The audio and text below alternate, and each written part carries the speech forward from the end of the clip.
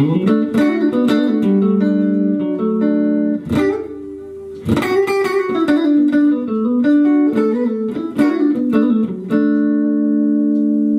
folks, Eric with One Stop Guitar here. Today we're going to talk about viewing scales differently. I think when we learn scales, we learn to play them one specific way, and we don't really unlock how cool they actually can be. So let's talk more rock, let's get right to it.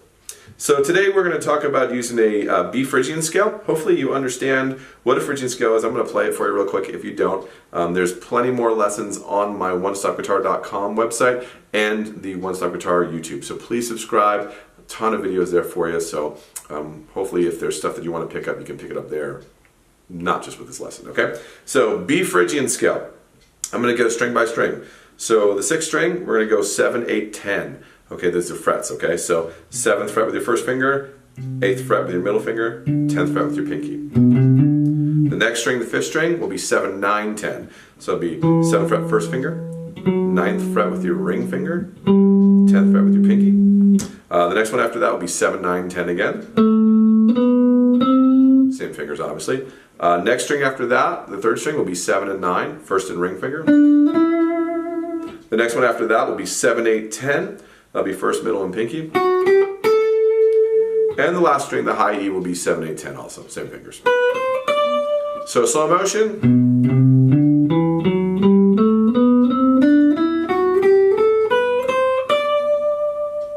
So a couple things I think are really important. Number one is don't start a scale off from the first note when you're using to improvise. Obviously you have to do that when you're learning the scale. But I think one of the biggest problems people get into is they start from the first note. When you start from the first note, you sound like you're playing a scale because your finger's probably going to gravitate toward playing the 2nd note, and then you're playing the 3rd note, and then you're just basically playing a scale, which is really not musical in terms of what you're trying to do. So one of the things I try to teach students is start in the middle of the neck. If we start in the middle of the neck, we sound like we're actually creating music.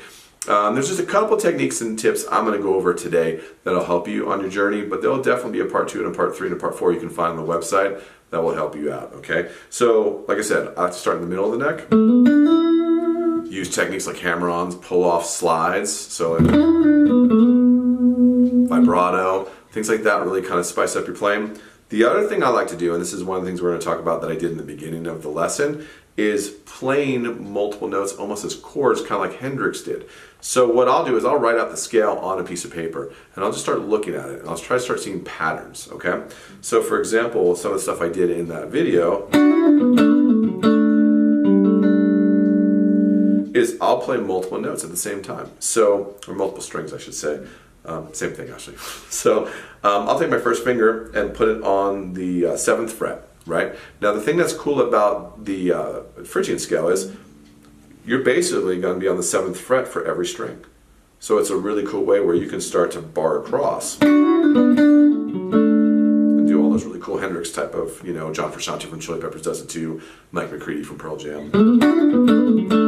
So let's kind of talk about a couple of those real quick. So what I'll do is I'll bar across maybe 3 strings, like the 4th string, 3rd string, and 2nd string. And then I'll start playing other notes with those from the scale. So I might go 7th, 9th fret on the 4th string.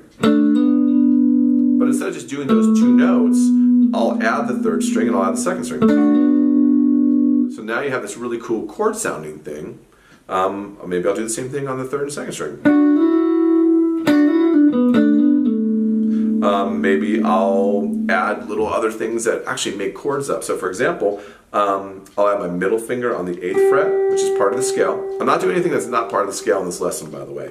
And I'll take my ring finger and put it on the 4th fret. So then I kind of go from almost like a D major shape without the root, right? And then I'm going to basically a G major shape, cage position. So basically I'm playing a 1/4 chord progression. And then I'll hammer it down. So instead of going like this and strumming both, I'll strum the first part, hammer down my fingers for the second part. This is probably more of an intermediate lesson because if you're a beginner, you're not going to get both those fingers down at the same time. Obviously, it'll be more like this, like that. So rethink the lesson. If you're a beginner, go back to the beginner stuff on my page. If you're an intermediate to advanced player, this will probably be a good lesson for you. So So I hammer that down. I can do these cool little slides. All part of the scale. I'm not doing any note that's not in the scale. And this is literally from just writing a scale down and looking at what could I use. And Phrygian I like I said earlier in the lesson, because everything's across. So it's not like you have to jump up like an Aeolian where you'll jump up here.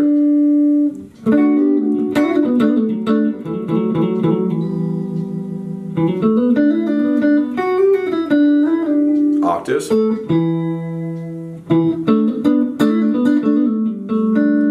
Also come up with cool chords with bass notes.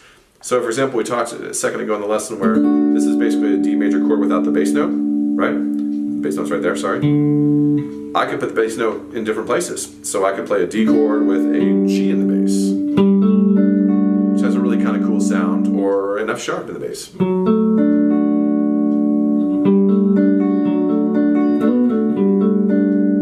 So it's just a cool way to stop playing the same stuff and start doing some different cool things using scales. Now remember, the scale would be in the key. So if like this for example is in the key of G major. So if you're playing over like a G chord and a D chord, you can do all these cool little fills and they'll sound great. One of the things that I would do is get a jam track and just type in key of G major backing track or jam track and try some of these ideas out. The more that you mess around with them, the more you'll start to create your own style too. I hope you enjoyed this lesson. Share. Man, it helps us out.